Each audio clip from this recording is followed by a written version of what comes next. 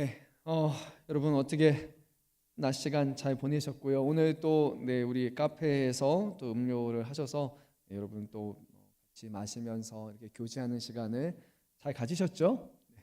아니신가요? 물어보면 안 되는데 괜히 물어본 것 같은 손해를 봤습니다.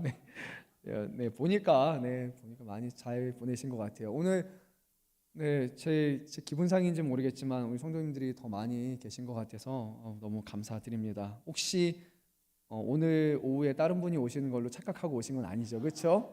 네, 다음 주에 오시는 거고요. 네, 오늘은 제가 있습니다. 또 우리 성도분들과 더 많은 분들이 이 자리에 있으면 제 마음이 너무 이렇게 설 때마다 감격스럽고 감동스러워요. 하나님을 사랑하는 분들이 이렇게 모이셨구나. 또 하나님의 말씀을 사모하는 분들이 모이셨구나라는 그런 마음을 갖게 됩니다.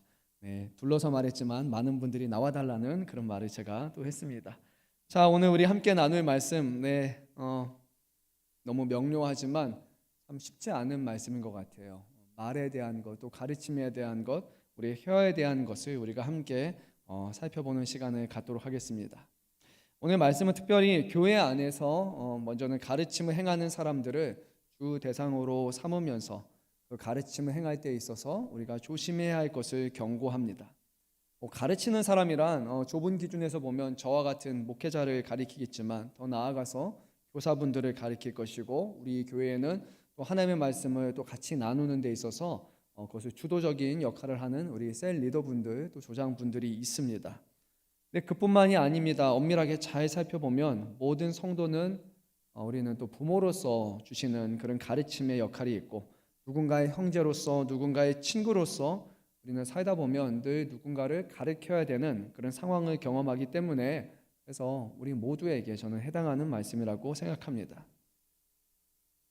그리고 오늘 말씀에서 이런 가르치는 사람을 경고하는 이유가 무엇이냐? 가르치는 사람은 주로 말을 많이 하는 사람이고, 말을 많이 할수록 결국 말의 실수를 많이 할 수 있기 때문에 가르치는 것 자체가 문제가 아니라 가르침에 있어서 우리가 잘 준비되지 않는다면, 조심하고 경계하지 않는다면 더 많은 실수에 우리가 노출될 수 있기 때문에 이것을 주의해야 될 것을 경고하는 말씀입니다. 근데 그 중에서도 특별히 말로써 누군가를 가르치는 자는 이 말씀을 유의해서 들어야 됩니다. 사도 야고보는 오늘 말씀을 시작하면서 가르치는 자는 그 하는 말 때문에, 그의 실수 때문에 더 큰 심판을 받을 줄 알고 선생이 많이 되지 말라고 말씀을 합니다. 이 말씀 들으면서 교육부서 교사가 되면 안 되겠다라는 그런 마음을 가지지 않았으면 좋겠어요. 우리가 그만큼 말을 조심해야 된다라는 그 생각을 갖는 게 여기서 의도하는 것입니다. 더 큰 심판을 받는다라는 말씀의 의미는 결국 말씀을 가르치는 자는 그 전하는 것으로 인해서 다른 사람보다 더 엄격한 기준이 제시되기 때문에, 그래서 함부로 우리가 가르치는 일을 해서는 안 된다라는 말씀입니다. 이 말씀에 대해서 한 두 가지 정도를 생각해 봤습니다. 어떤 의미로 우리가 이 말씀을 보게 될 것인가? 첫째, 가르치는 사람이 잘 알지 못하고 가르칠 때 아주 큰 문제를 야기합니다. 잘못된 지식을 전달함으로써 교회의 혼란과 분열을 야기할 수 있습니다. 초대교회 당시에도요, 이런 잘못된 이단 사상을 전하는 사람들이 있었습니다. 초기 그노시즘 또는 영지주의라고 알려진 사람들은 잘못된 신앙을 설파했습니다. 하나님에 대한 어떤 특별한 지식이 있는 것, 그것이 구원이라고 얘기를 했고, 그리고 이 구원은 예수를 믿는 믿음 안에서 우리에게 성령을 통해서 이루어지는 역사가 아니라 내가 당신에게 가르쳐주고 일깨워진 이 특별한 사실을 나를 통해서 듣게 되면 그러면 당신도 구원에 이를 수 있다라는 이런 방식을 통해서 특별한 아주 특별한 그런 계시적인 그런 내용을 전달을 했습니다. 그리고 그 일로 인해서 결국 교회의 큰 혼란과 분열을 야기했습니다. 오늘날로 보게 되면 성경에 기록되지 않은 내용을 함부로 가르치는 것, 정확하게 알지 못하는 것에 대해서 꼭 아는 것처럼 에둘러서 가르치는 것도 위험합니다. 개인의 경험을 바탕으로 성경의 가르침을 넘어서 전하는 것은 아주 위험한 게 되는 거예요. 검증되지 않은 계시나 예언을 말하는 것도 다 여기에 해당합니다.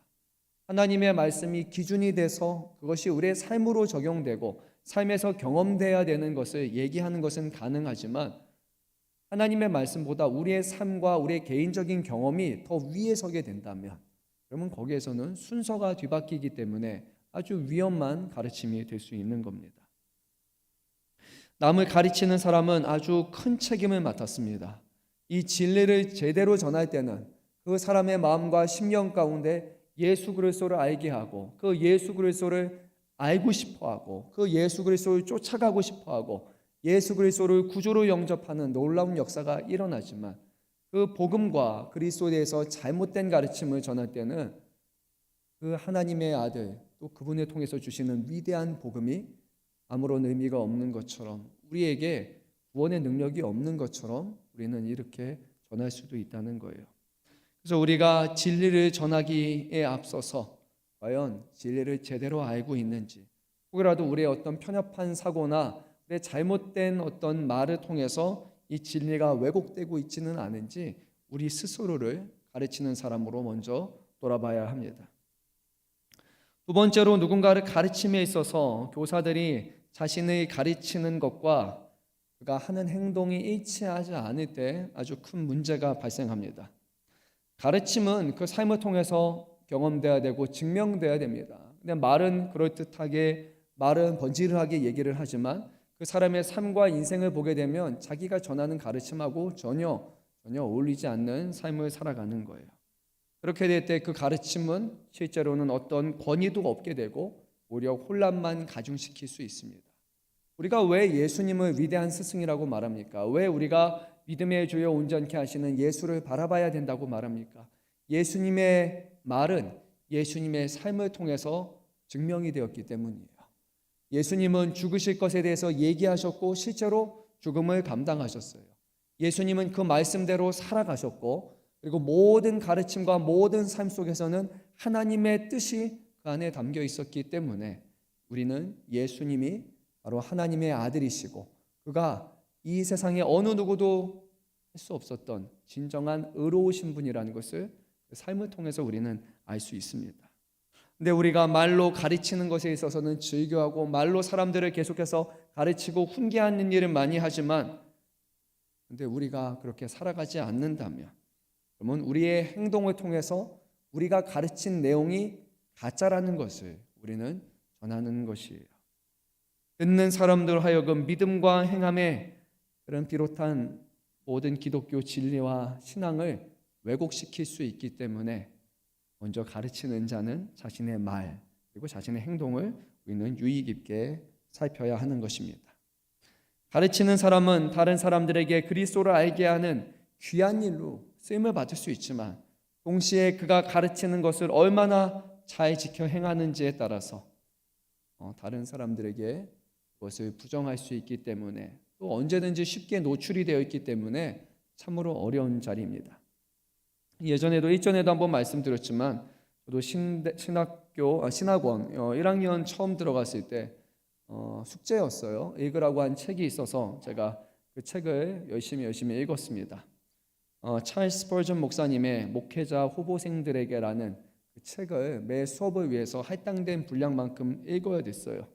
근데 이 책 내용은 이제 우리의 선배 목사님께서 앞으로 사역을 하고자 하는 사람들이 목회자라면 이러이러한 것을 할 수 있어야 한다라는 그런 내용들을 수백 페이지에 걸쳐서 아주 깨알 같은 글씨에 이만한 책으로 그것을 하나하나 가르치면서 이 내용들을 통해서 당신이 정말로 사역자에 부합한 사람인지 아닌지를 검증하라 라고 그렇게 얘기를 합니다.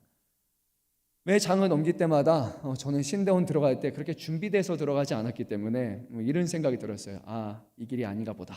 그렇게 생각하면서 제가 정말로 읽었습니다. 그러면서 읽을 때마다 한숨을 쉬었어요. 그리고 하나님, 내가 와서는 안 되는 곳에 온 것 같아요 라면서 찔끔찔끔 제가 눈물을 흘리면서 봤습니다. 정말 마지막까지 안 봤으면 제가 이 자리에 없었을 것 같아요. 중간에 봤으면 시험 들어서 저는 목회를 하지 않았을 거예요. 근데 마지막 끝 무렵에 스펄전 목사님이 이렇게 얘기를 합니다. 만약 당신이 이런 자격에 부합하지 않는다 할지라도 하나님께서 당신에게 복음에 대한 열정과 영혼을 사랑하는 마음을 주셨다면 포기하지 말고 겸손한 자세로 하나님께서 은혜 주시기를 사모하라라는 그 말이 뒷부분에 들어가 있습니다. 그게 아니었다면 저는 1학년 끝말 무렵에 아마 신학을 그만두었을 것입니다. 뿐만이 아닙니다. 열린교회 김남준 목사님 유명한 책이 있죠. 자네 정말로 그 길을 가려는가 라는 그 책을 쓰셨는데 아마 그 책을 읽은 분들 중에 반 정도가 목회의 길을 포기했다고 제가 그렇게 알고 있습니다. 내용이 혹독한 말로 또 쏟아내셨어요. 신대원 교수님 중에는 박윤선 교수님이라고 계신데 과거 시절에 졸업을 앞둔 신대원 3학년 학생들에게 이렇게 얘기하셨어요. 지금이라도 아니라고 생각하면 일을 그만두라 하고 3학년에 3년 동안 열심히 공부했는데 마지막에 가서 그 말씀 하신 거예요. 그래서 거기에 그만두시는 분들도 있었다고 그렇게 전해 들었습니다. 교회 안에서 말씀을 가르친다는 것은 그만큼 엄중한 책임이 뒤따릅니다. 근데 교회 안에 있는 사람들 중에 꼭 교사가 아니라도 그런 남을 가르치려는 그런 성향이 있는 분들이 있는 것 같아요. 뭔가 이렇게 자꾸만 훈수를 두거나 어떤 말을 하거나 이게 아니고 저렇게 해야 돼 저렇게 해야 돼 그런 성향이 있는 분들이 있어요. 교사 아니어도 조심해야 됩니다. 우리가 말로 실수할 수 있기 때문이에요.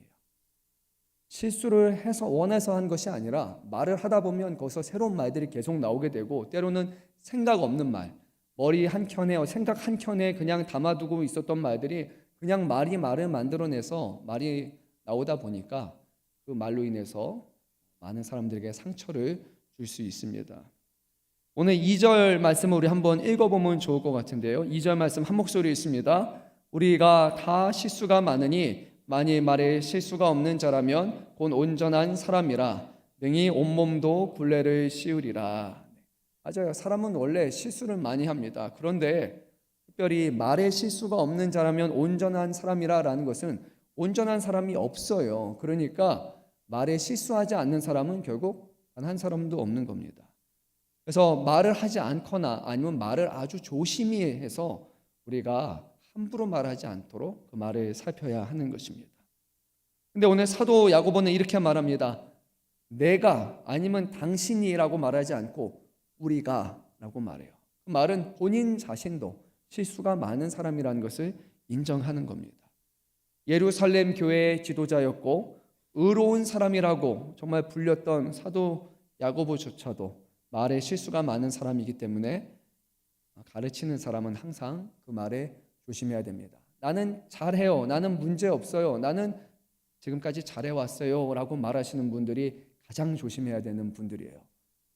정말로 우리의 말과 언행과 우리의 가르침에 실수가 있는지 없는지를 우리는 객관적으로 보고 분별해야 됩니다.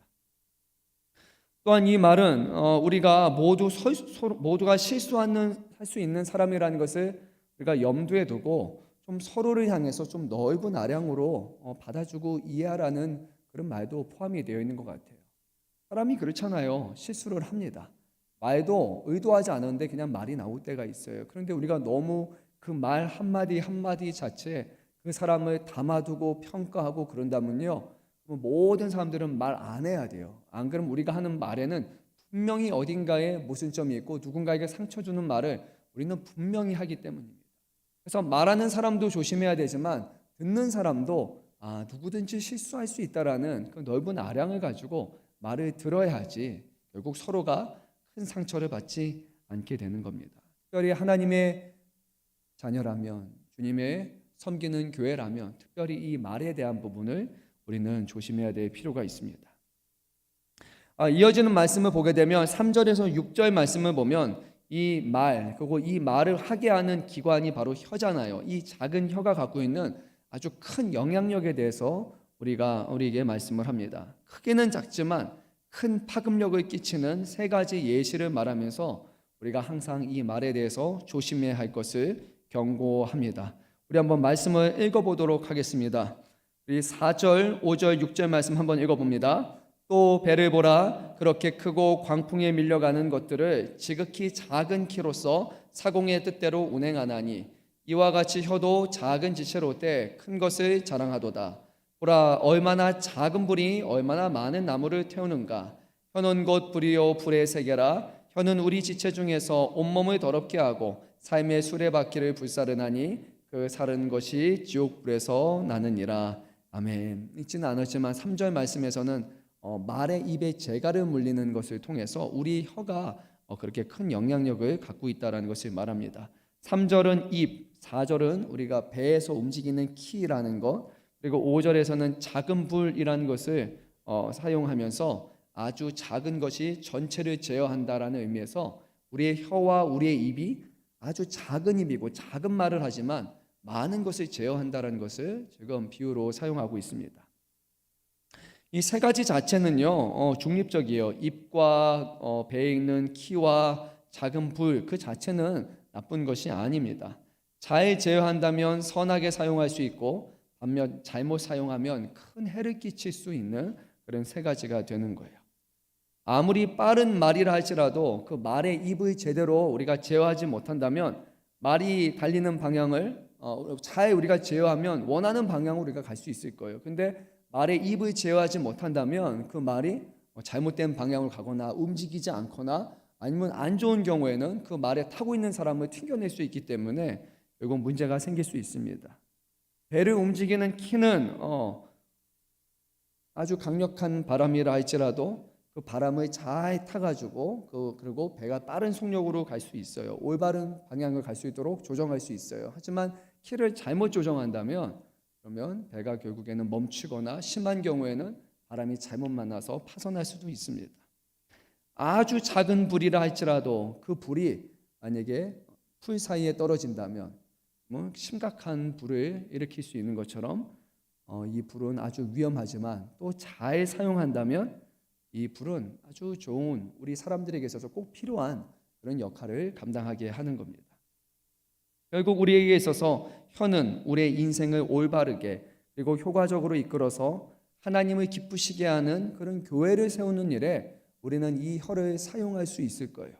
진리를 가르치고 그리고 하나님의 사랑을 전하고 이 입술로 하나님을 찬양하고 서로를 사랑하고 격려하고 서로들을 북돋아주는 그런 말들을 할 수 있다면 때로는 잘못된 길을 가는 사람들에게 그 말을 통해서 진리의 길을 갈 수 있도록 우리가 이끌어준다면 말은 생명을 살리는 아주 귀한 그런 일에 쓰임을 받게 됩니다.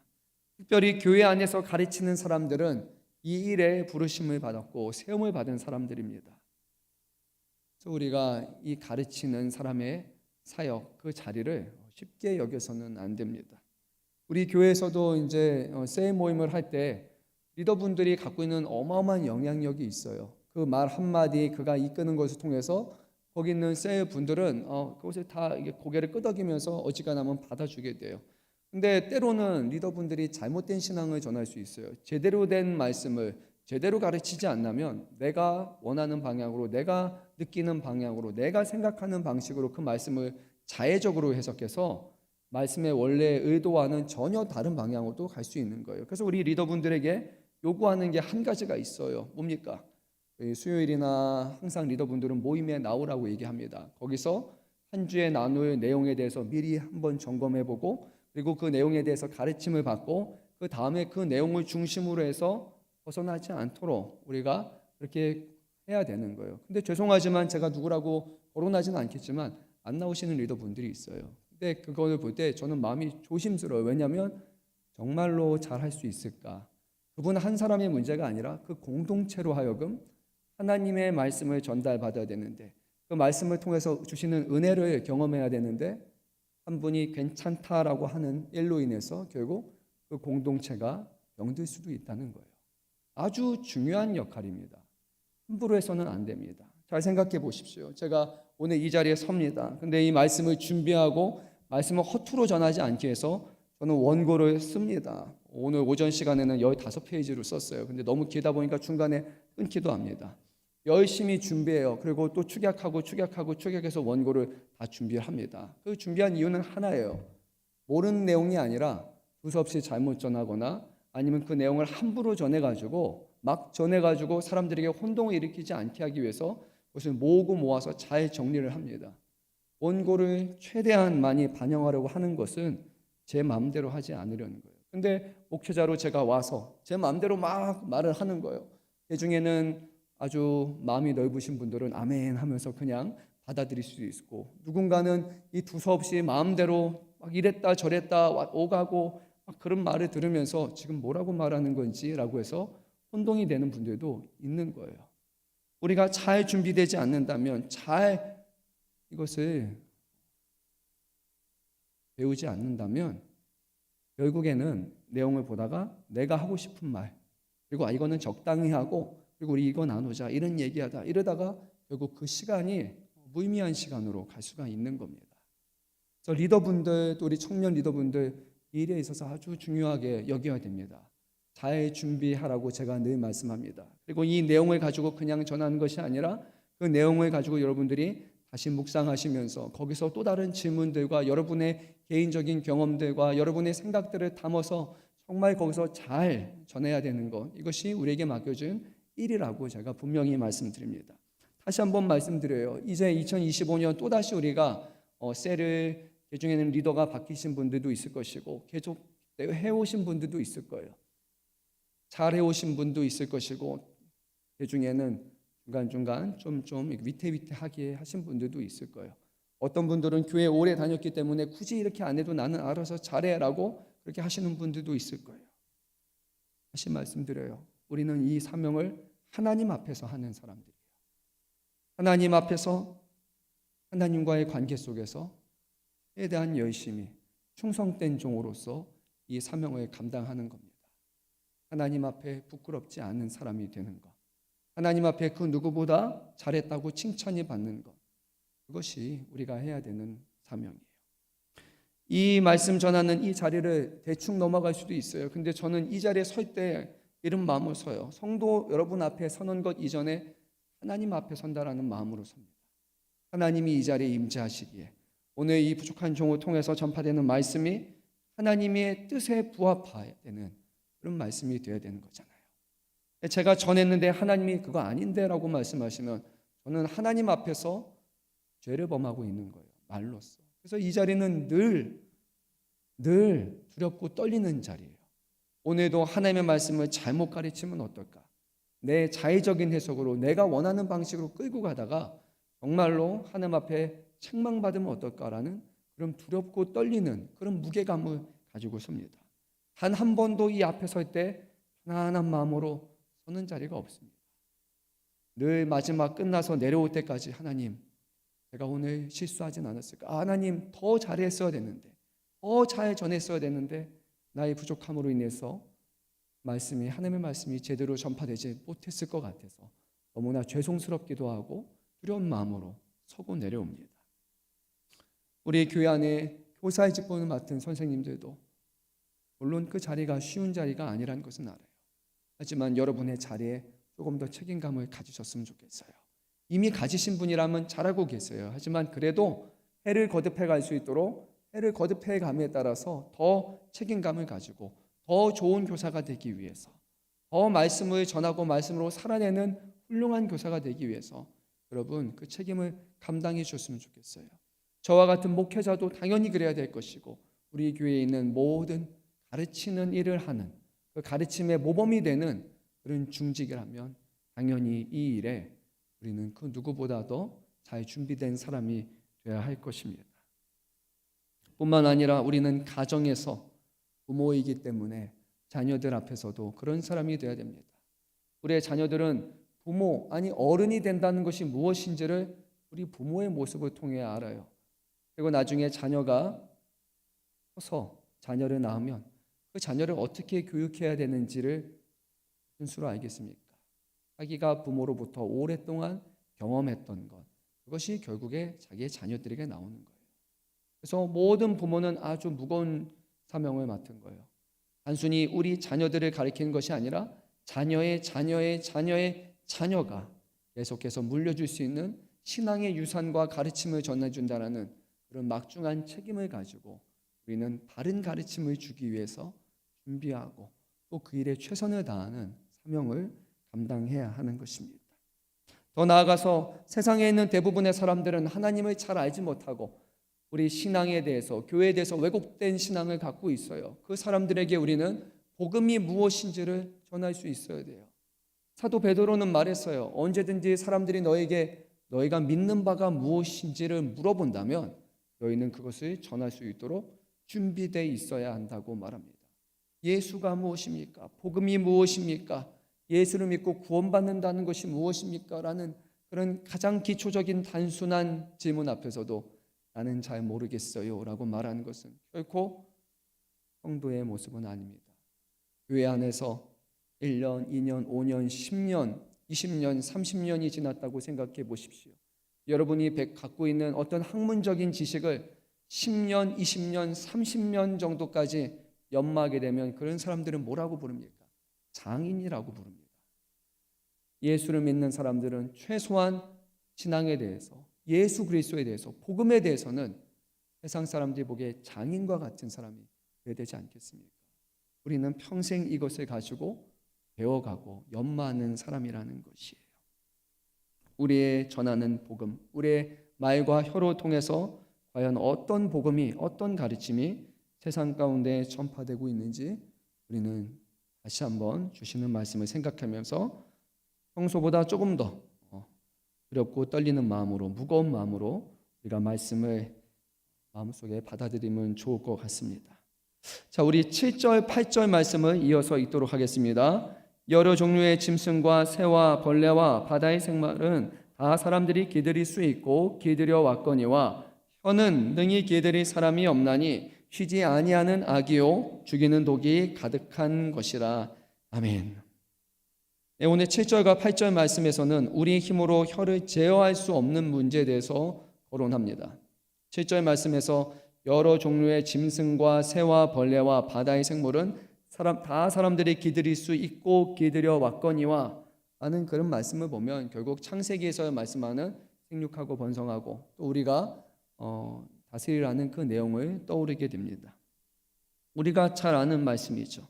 하나님께서 자신의 형상과 모양으로 우리 사람을 창조하셨고 이 창조된 인간들에게는 세상의 모든 피조물들을 다스릴 수 있는 권한을 부여하셨고 그 권한대한 증거로서 아담에게 모든 동물들의 이름을 지으라고 말씀하셨습니다.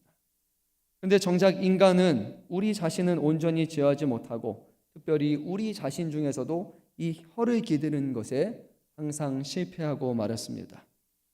우리 인간은 하나님께 주시는 이 혀를 통해서 동물의 이름을 짓고 그 동물 이름 안에 담겨있는 의미를 통해 그 동물의 방향성을 부여하는 매우 귀중한 일에 사용되어야만 했습니다. 아담이 그의 아내를 보고 했던 말 기억나십니까? 내 뼈 중에 뼈요 살 중에 살이라는 말과 같이 우리의 입술을 통해서 우리가 이름 짓는 것을 통해서 하나의 존재의 방향성과 더불어 그 존재의 가치를 우리는 드러내야 하는 것, 이것이 바로 우리 혀가 하는 역할입니다. 그런데 이 혀를 통해서 아담과 하와가 했던 것은 하나님 앞에서 거짓을 말하고 서로에게 책임을 떠넘기는 것이었고 질투하는 것이었고 결국 그의 자녀들은 말로써 사람들을 해하고 흑기야 서로를 죽이는 일까지 벌어지게 됩니다.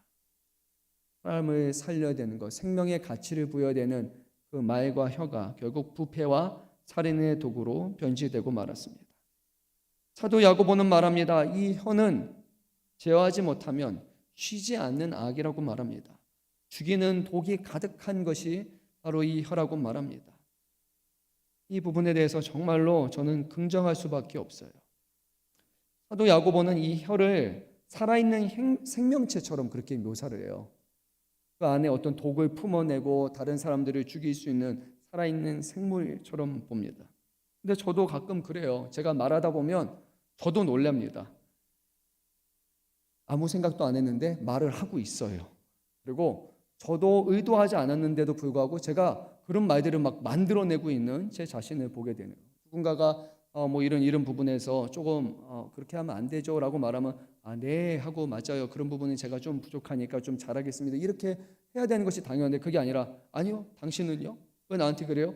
저도 모르게 순식간에 제 자신을 방어하고 다른 사람을 공격하고 있는 제 말을 제가 귀로 들으면서 깜짝깜짝 놀랄 때가 있어요. 이게 내가 하는 말인가? 아니면 말이 그냥 말을 만들어내는 건가? 라고 할 만큼 이 말이 참으로 무섭습니다. 혀가 어쩔 때는 저의 생각보다 한 발 빠르게 먼저 움직여서 말을 하는 것처럼 느껴질 때가 있어요. 잘못을 저질렀을 때 잘못을 인정해야 되는데 인정하지 않고 부정하는 제 자신을 보면서 정말로 제가 놀랄 때가 많습니다. 이 혀가 얼마나 악한지, 그리고 이 혀가 얼마나 사람을 죽이는 성질에 있는지에 대해서 말하면 아마 끝도 없을 것이지만, 예전에도 일전에도 한번 말했던 그 예를 다시 한번 전하고자 합니다. 아마 우리 저와 비슷한 연배분 이상의 분들은 다 알만한 그런 유명한 사람이 한 명 있습니다. 신창원이라는 사람, 여러분 다 들어보셨죠? 네, 생소하게 보신 분 거의 없다고 제가 봅니다. 신창원이라는 사람, 이 무기징역수에 대해서 한 번쯤 들어보셨을 겁니다. 이 신창원은 어릴 적에 아주 지극히 가난한 가정에서 태어났고요. 이른 나이에 어머니를 잃었고 아버지의 학대를 받고 자라났습니다. 그리고 새 어머니를 마주하게 됐는데 새 어머니에게 정상적인 사랑을 받지 못했습니다. 결국 어릴 적부터 남의 밭과 가게에서 먹을 것을 훔쳐 먹으면서 생활을 했고, 그러다가 소년원에 이른 나이에 가게 됐고, 소년원에서 더 큰 범죄를 이제 그가 배우게 됩니다. 이후에 서울로 상경해서 고향 선후배 4명과 슈퍼마켓과 금은방 등에서 강도 행각을 벌이다가 결국 문구점을 운영하는 어떤 사람을 살해하기에 이르게 됩니다. 근데 그 일에 그가 공범으로 체포되죠. 근데 공범으로 체포되는 과정에서 그가 총상을 입고 도주했는데 약 반년 만에 체포되어서 강도살인 치사죄로 무기징역을 그가 받게 됩니다. 그때는 그랬습니다. 근데 그게 끝이 아니었어요. 근데 그 감옥에서 그가 놀랍게도 탁월하게 성공합니다. 그래서 제가 최근은 보지 못했어요. 근데 2년 6개월 만에 잡혀서 그 무기징역을 계속해서 하게 됐죠.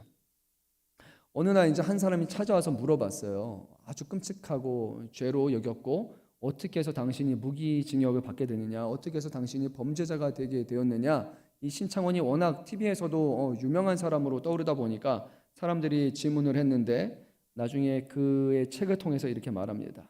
왜 범죄자가 됐습니까?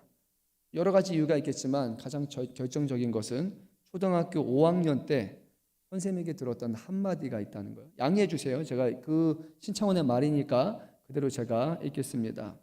이 새끼야, 돈 안 가져왔는데 뭐하라고 학교에 와? 빨리 꺼져. 라는 그 한마디였어요. 딱 한마디 들었습니다. 근데 이 말 듣고 나서 신창원이 말합니다. 그때 이 말을 들었을 때 자신의 마음속에 악마가 생겼다고 합니다. 가난한 상황이었고 부모로부터 사랑을 받지 못했고 안 그래도 계속해서 훔치고 그런 일을 하던 이 어린 친구였는데 그때 돈을 학교에 내야 되는데 그것을 내지 못하니까 그때 사람들 앞에서 공개적으로 그것이 드러나게 되고 모욕을 당하는 순간 거기에 자신의 마음에 악마가 생겼다고 말합니다. 이 말은 결국 그 교사가 엄청난 악감정을 담아서 하는 말이 아닐 수도 있어요.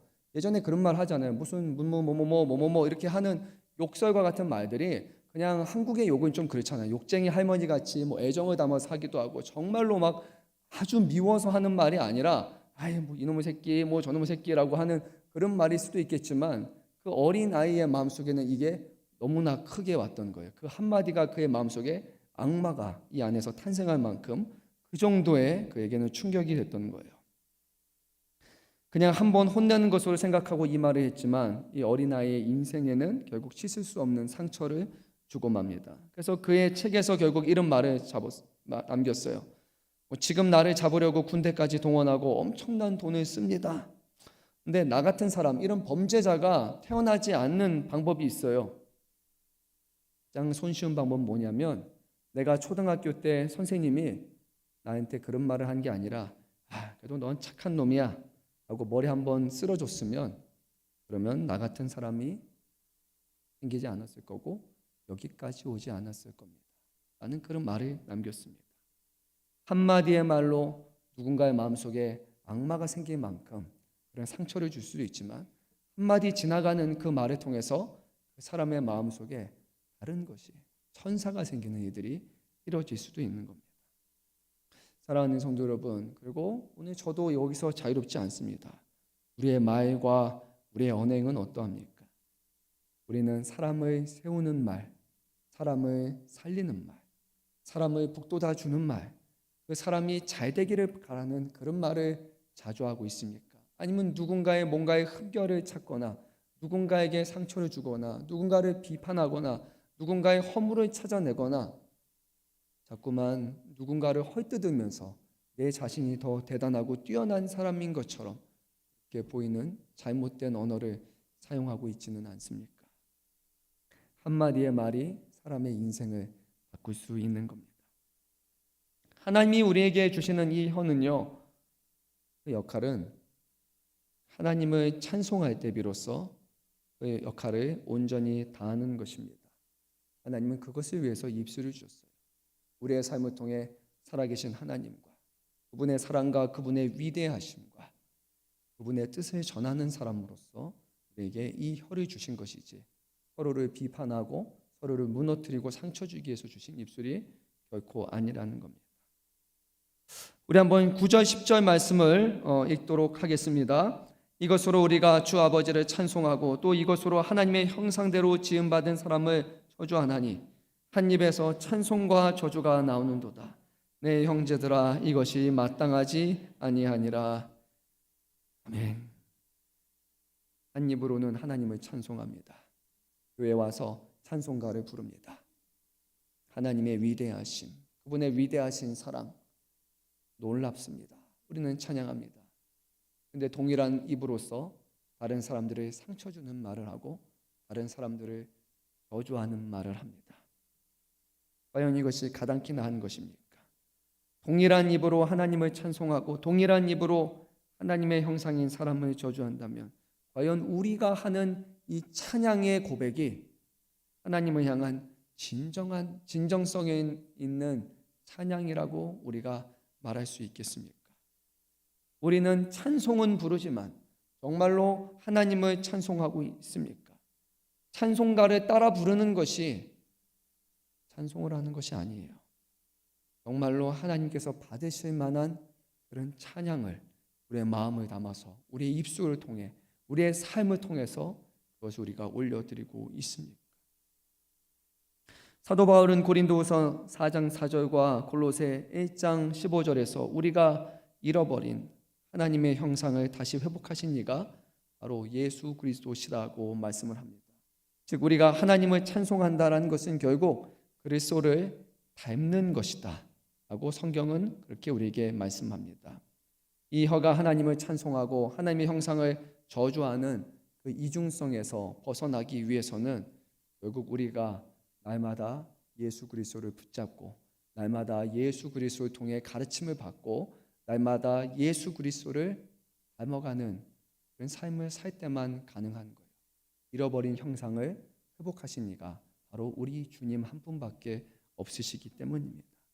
내가 잘하려고 해서 되는 것이 아니라 다른 사람보다 잘한다고 해서 충분한 것이 아니라 그리스도를 닮음을 통해서 그리스도를 본받음을 통해서 우리는 하나님이 원하시는 그런 찬송의 입술의 모습으로 돌아갈 수 있는 겁니다. 결국 우리가 어떻게 이것을 할 수 있습니까? 우리가 죽고 우리 안에 그리스도가 사시는 이 삶의 거룩한 변화를 통해서만 우리는 결코 제어할 수 없는 이 혀를 다스릴 수 있는 것입니다. 사도 야고보는 11절에서 샘이 한 구멍으로 어찌 단물과 쓴물을 내겠느냐라고 말하며 다시 말씀을 강조합니다. 우리 잘 아는 마라 사건, 제가 더 말씀드리지는 않겠습니다. 우리 끝으로 12절 말씀 같이 합독하고 말씀을 맺고자 합니다. 12절 말씀 읽겠습니다. 내 형제들아, 어찌 무화과 나무가 감람 열매를 포도나무가 무화과를 맺겠느냐? 이와 같이 짠물이 단물을 내지 못하느니라. 아멘. 무화과 나무 감람 열매하면 너무 생소하게 여길 수 있지만 우리 사과나무에서 배가 열리지는 않잖아요. 그렇죠? 배나무에서 사과가 열매 열리는 거 이거는 가당키나 한 것입니까? 그렇게 될 수 없는 거예요. 맺혀야 되는 나무에서 반드시 맺혀야 되는 열매가 나와야 되잖아요. 하나님을 믿는 사람, 하나님을 사랑하는 사람, 하나님을 찬양하는 교회에서는 바로 그런 열매가 나와야 되는 겁니다. 교회에서는 하나님을 닮는 또 하나님을 기쁘시게 하는 포도나무의 열매가 맺혀져야 되는 거예요. 그 포도나무의 열매를 맛보는 자마다 이 포도나무의 열매를 통해서 결국 그 열매를 맺으시는 그리스도를 생각하게 만드는 일들이 교회 안에서 이루어져야 되는 거예요. 근데 교회 안에서 행하는 모임, 우리 교회가 모임을 갖고 어떤 행사를 하고 우리가 하는 모든 일을 통해서 하나님과 그리스도와 그 아름다움이 드러나지 않고 사람들의 말과 사람들의 행동과 사람들의 일이 이 안에서 열매를 맺는다면 그는 교회 안에서 세상의 일을 도모하는 사람이지 교회 안에서 신령한 열매를 맺는 것은 결코 아닙니다. 조심해야 됩니다. 주의 이름으로 모인다고 해서 그 모임이 다 거룩한 것이 아니에요. 주의 이름으로 모이는 예배, 거기서 하나님을 욕되게 할 수 있고 주의 이름으로 모이는 소그룹에서 하나님의 영광이 아니라 사람의 말들로만 가득 타고 사람의 업적과 사람의 일들만 증거될 수 있다는 겁니다. 주여 주여 하는 자마다 구원을 받는 사람이 아니에요. 주의 이름으로 모여서 주의 이름으로 기도한다고 해서 신령하고 거룩한 공동체가 아니라 정말로 주님의 말씀을 붙들고 그분을 닮아가려고 하고 그분을 사모하고 그분을 열망하고 그분으로 인해서 변화되고 그분으로 인해서 죽고 살기를 도모하는 그런 공동체 안에서 그리스도의 열매가 맺어지는 것입니다. 2025년을 맞이해서 우리가 내세웠던 표대를 향하여 우리는 달려간다고 합니다. 그 표대는 개인의 목표와 개인의 목적이 아니에요. 그 표대는 영원 불변하신 그리스도의 십자가를 바라보는 그 표대가 되어야 됩니다. 올 한 해 동안 우리가 하는 모든 것을 통해서 특별히 우리의 말과 행실을 통해서 우리의 가르침을 통해서 그리스도가 드러날 때 우리는 교회의 사명을 잘 감당하고 있는 것이고 그 통해서 주님 앞에 칭찬받는 충성된 종이라고 우리는 일컬음을 받게 되는 것입니다. 사랑하는 성도 여러분, 하나님께서는요 죄와 부패로 가득한 이 세상을 포기하지 아니하셨고 끝까지 사랑하기로 결정하셨어요. 그리고 자신의 형상으로 창조된 사람들에게 그 형상을 온전히 회복할 하나님의 아들이신 그리스도를 보내셨습니다. 이제 우리에게 주시는 사명은 바로 그리스도 안에서 다시 교회의 온전한 모습을 회복하는 것이고 그리고 세상을 회복하는 것입니다. 교회 안에 머물러 있는 교회가 아니라 세상을 변화시키는 교회, 이것이 바로 빛과 소금으로 우리에게 주시는 사명임을 기억하시기 바랍니다. 오늘 우리에게 주시는 이 아름다운 입술이 하나님을 찬송하는 입술이 되어서 하나님을 알지 못하는 실족한 영혼들을 다시 한번 살리고 분열과 반목으로 입삼는 이 세상 가운데 하나님의 사랑으로 다시 하나 되게 하는 이 귀한 일에 저와 여러분 우리 모두가 귀하게 쓰임 받을 수 있기를 간절히 소망합니다. 우리 함께 찬양을 하는 시간 갖도록 하겠습니다.